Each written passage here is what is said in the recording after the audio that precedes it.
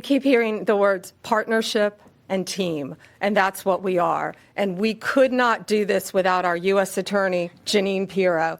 Jeanine, from day one, has worked tirelessly for our country and for our nation's capital. It's my honor to introduce my friend, U.S. Attorney Jeanine Pirro.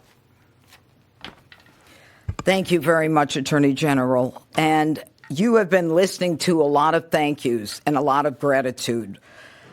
The reason that we're thanking each other to the extent that we are today is because we have seen in this case an incredible collaboration around the clock, in the middle of the night. It doesn't matter. We call each other. We make contact. They need a warrant. They need something. Someone wants legal advice. These are the men and women who never give it up.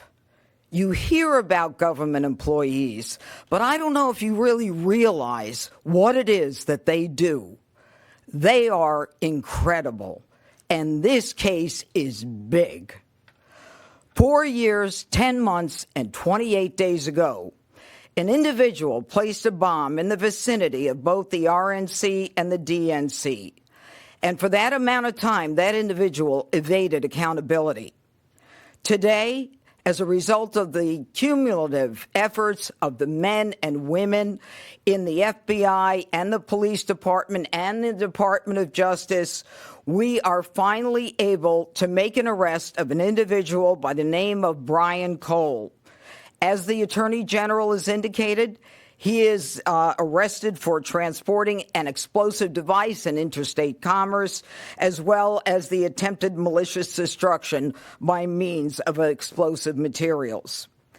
You know, folks, this case involved millions of pieces of data. And it is a huge win because it was like finding a needle in a haystack.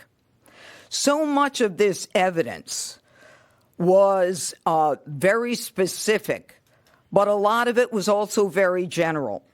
For example, there were 233,000 black end caps of the type that were used in this case.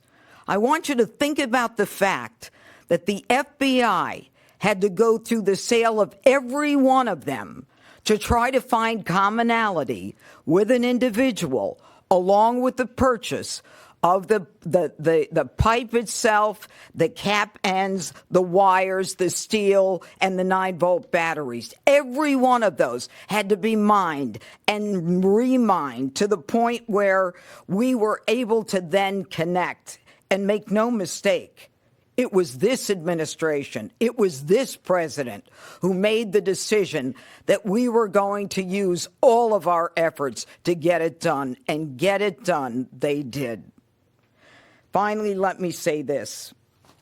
Today begins the formal process of accountability, where this defendant will begin his journey through the criminal justice system. And I pledge to you that the United States Attorney's Office will take this case across the finish line. Again, thank you to the incredible work of the FBI, to the Attorney General, and to our local partners as well. This is a job that I think was well done.